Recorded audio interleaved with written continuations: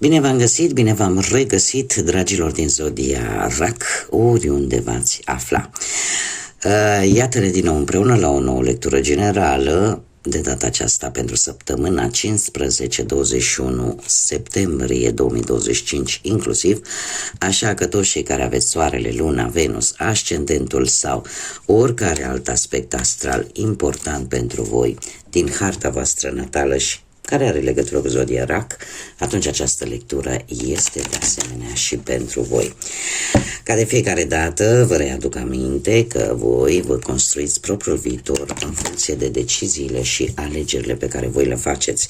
Este o lectură generală, așa că vă rog să luați decât acele mesaje care vor rezona cu voi, iar restul lăsați-le să zboare în univers, pentru că sigur sunt pentru alte energii care într-o mai mică sau o mai mare măsură au o legătură cu Zodia RAC. Și începem această lectură cu acest oracol minunat al ceștii de cafea, să vedem care este situația actuală în funcție de ce simțiți, de ce trăiri aveți, de ce vă doriți sau de ce situații traversați în acest moment, dragilor din Zodia RAC sau cu legături puternice cu această zodie. Și haideți să vedem.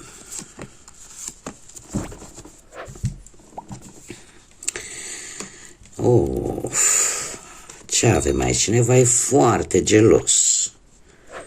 Cineva e foarte gelos, foarte gelos. Gelos poate pe noua voastră cucerire, dacă există, sau o gelozie, o invidie, o bârfă pentru ceva nou, pentru faptul că voi poate ați reușit în sfârșit să vă cumpărați o casă, să vă stabiliți într-un loc. Traversați toate aceste lucruri în această săptămână. În mare parte trebuie să vă spun că e vorba de o relație sentimentală, asta la prima vedere a cărților, deci ca să luăm așa descrescător. Da, există cineva aici cu foarte mare gelozie și care vă cam vorbește pe la spate vis-a-vis de o nouă cucerire pe care voi ați făcut-o sau nu știu, poate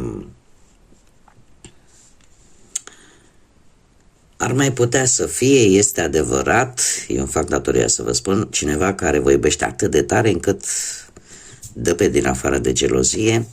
Apare într-adevăr o schimbare de locuință.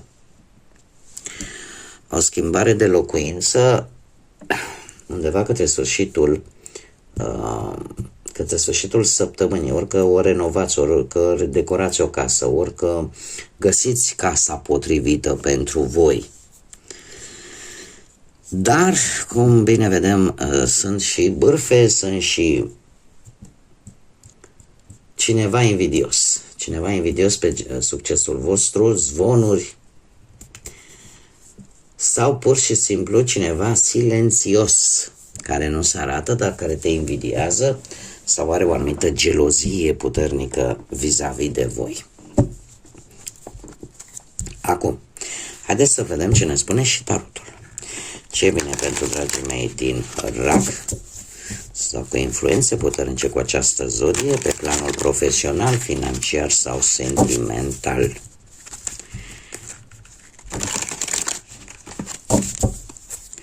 Să vedem.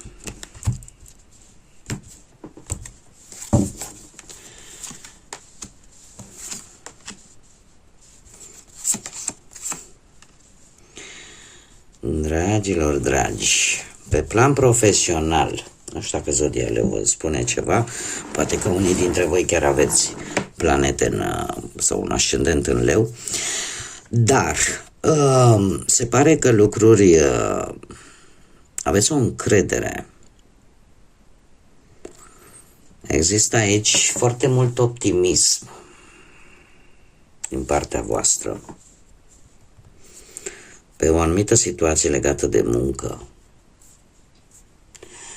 Orică vreți să găsiți o soluție, cea mai bună soluție, la nivel profesional, dar pentru asta va trebui să schimbați modalitatea cum vedeți lucrurile, să vă dați seama dacă se merită sau nu. Acest 4 de monede ne vorbește de o situație destul de stabilă.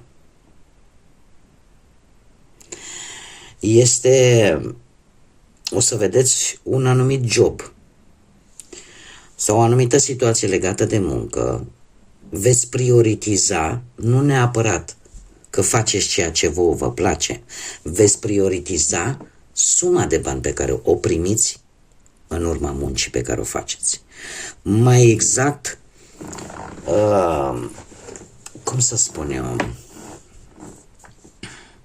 e ca și cum ai zice, domne, nu-mi place munca pe care o fac, nu-mi place deloc, dar sunt stimulat din cauza banilor care îi primesc. Ceva de genul ăsta. Și vă dați seama că e ca și cum își schimbă, da, șarpele cum își schimbă pielea. Când nu mai are nevoie de ea pentru că trebuie să se regenereze, pur și simplu o găsim aruncată pe drum. Deci, cumva, anumite principii ale voastre le veți schimba, le veți lăsa în urmă, pentru simplu motiv că sunteți stimulați material, chiar dacă vouă nu vă place în mod deosebit munca respectivă. Și lucrul ăsta, tocmai de aici pleacă și optimismul ăsta, domne, asta este, sunt în siguranță, e cea mai bună soluție, cel puțin de moment, chiar dacă vouă nu prea vă convine anumite situații, dar vă adaptați. Și asta este important, vă adaptați pentru a obține stabilitate. Hai să mergem mai departe și să vedem pe plan financiar în această săptămână. Planul financiar vine cu o nouă perspectivă vis-a-vis de o situație financiară. Vine cu o nouă perspectivă. Ați fost un pic blocat și încă la începutul săptămânii o anumită sumă de bani probabil că va fi un pic blocată, dar avem aici suita regală, deja avem un rege și o regină de monede care mie îmi spune că apare implicarea oarecum foarte puternică a zodiilor de Pământ, Taur, Fecioară, Capricorn, sau e posibil chiar și voi să aveți un ascendent într-o zodie de Pământ. Cert este că după acest blocaj, care nu va dura, veți vedea lucrurile un pic diferit, o anumită situație într-un mod diferit, ceea ce vă va ajuta să vă extindeți. Da? E o fază totuși de extindere după ce munca pe care voi ați depus-o, sunt niște bani, că e vorba de vreo pensie, că e vorba de nu știu, de o afacere posibil care să vă aducă bani. Cert este că veți fi precauți, vă veți asuma doar riscurile necesare, nu veți uita să fiți calculați și vă veți spune chiar și niște bani deoparte. E posibil ca după acest blocaj, cum am mai spus, ceva se deblochează, ceva începe să se miște pe planul ăsta financiar și pentru alții e posibil să primești și un ajutor din partea unor energii care să vă ajute să obțineți această stabilitate economică, ori că încheiați într-un mod fericit o anumită problemă financiară, ori pur și simplu voi în această săptămână aveți capacitatea de a vedea care sunt șansele de a câștiga bani și de a vă adapta la noi situații care apar. Dar pe planul banilor trebuie să vă spun că lucrurile merg bine. Nu am niciun dubiu. Merg foarte bine. Iar această regină de monede ne spune că banii încep să crească progresiv, vine un timp pozitiv, dar totuși de asemenea veți pune bani deoparte, și poate fără ca alții să știe. Mergem mai departe, viața sentimentală.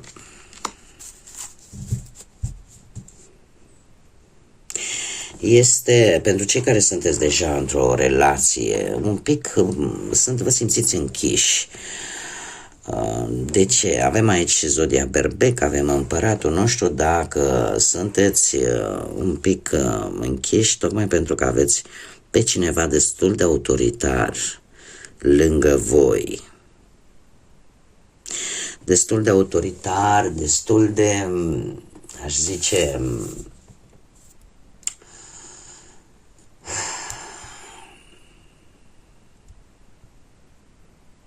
oarecum, voi sunteți o zodie de apă.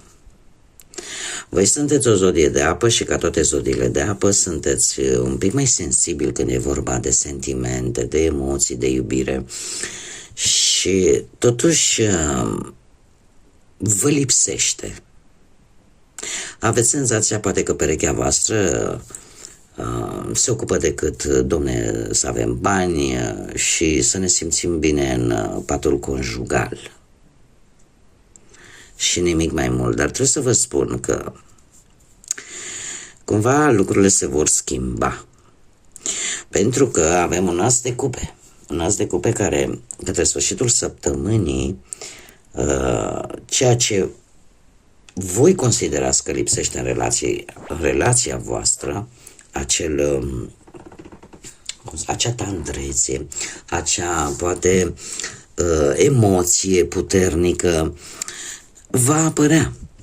Pentru că acest as de cupe îmi spune că va apărea o renoire de sentimente. E ca și cum ai zice, hai să ne readucem aminte cum ne-am cunoscut, dar într-o manieră mult mai puternică. Există hai să o luăm de la capăt, dar cum? Cu mai multă forță.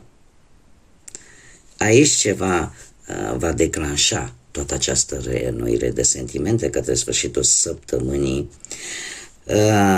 Într-adevăr, aici apare o energie a împăratului. Împăratul este o energie care este interesată pe planul ăsta sentimental în, cum să spun eu, în partea materială, da? Dar și în partea intimă mai puternică. Da? Adică intimitatea și banul cumva sunt mai importante. Asta nu înseamnă că nu poate simți emoții, sentimente, profunditate.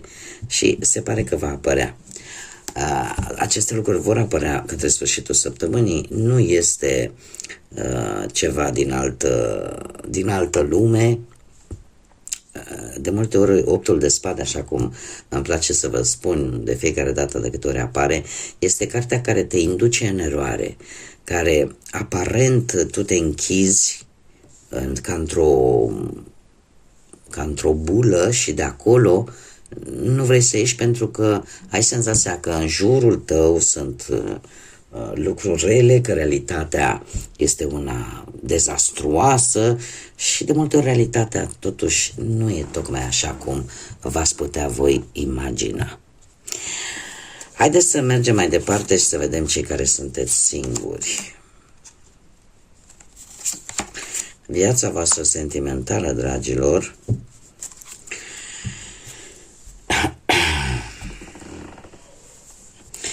aici mi-apar niște zodii de foc, berbec, leu, săgetător, care îmi spun că există cineva lângă voi sau în apropierea voastră care are anumite sentimente de grijă, de protecție pentru voi. Este cineva care se gândește la un viitor pe termen lung. Ce este foarte interesant, faptul că această regină de cupe, foarte bine puteți fi voi, pentru că reprezintă zodiile de apă, voi în acest moment sunteți oarecum mult mai sociabili. Dar în același timp, cum bine am văzut, mai ales că am avut parte de acel portal din 9 septembrie, profiți foarte mult de această amplitudine a intensificare a intuiției. Și practic ceea ce face ca tu să atragi pe ceilalți este practic e felul în care ești tu, te arăți lumii așa cum ești tu.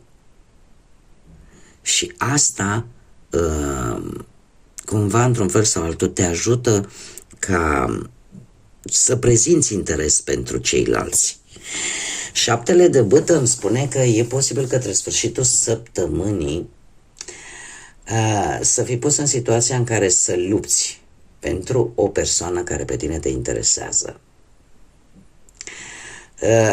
E posibil ca într-un fel sau altul tu să te afli într-o poziție de putere și să spui condițiile tale. Uite, știi ce? Indiferent cum, eu mă descurc singură, nu depind de nimeni și putem să ne vedem, dar în condițiile mele. Da? Adică voi alegeți când și unde și ce să se întâmple. Și asta tocmai pentru că este cineva aici, cum v-am mai spus, care tot umblă după voi.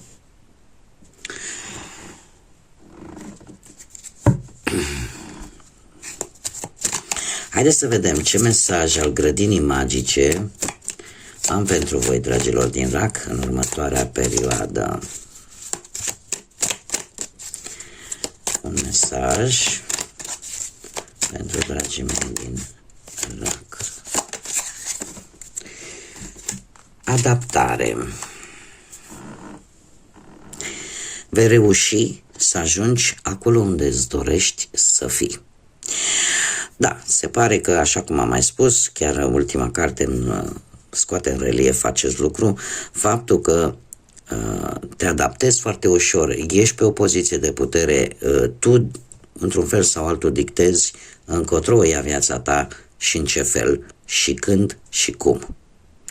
Ceea ce și vei ține cont foarte mult sau este o sugestie de a ține cont foarte mult de fapt de dorințele tale și de planurile de viitor pe care tu le ai. Dar în acest moment se pare că ai această caracteristică foarte bună de a te adapta unor noi situații și de a de a te folosi de tot ceea ce tu dispui pentru a ajunge să obții ceea ce îți dorești tu să obții. Bun, dragii mei, cam atât am avut pentru voi. Eu vă mulțumesc pentru atenția voastră, pentru faptul că suntem aici împreună ca de fiecare dată la fiecare lectură. Mulțumesc tuturor pentru like-uri, distribuiri și comentarii. Încă le aștept cu mare drag de la voi. Este singura metodă prin care voi puteți să contribuiți în dezvoltarea acestui canal și implicit în stimularea de a produce cât mai mult conținut pentru voi. Eu vă mulțumesc tuturor și desigur invit pe toți cei care încă nu s-au abonat, dacă ați rezonat, dacă v-a plăcut, nu ezitați, abonați-vă, este gratuit, nu costă absolut nimic, cum de-al minte nu costă nici like-urile, nici distribuirile și nici comentariile voastre, este totul benevol. Important este să vreți să faceți acest lucru și este de ajuns. Eu oricum vă mulțumesc tuturor. Până data viitoare, când ne vom reîntâlni la o nouă lectură, o săptămână minunată, o săptămână în care buna dispoziție și energia pozitivă să troneze în viețile voastre, așa că numai bine și desigur să fiți iubiți.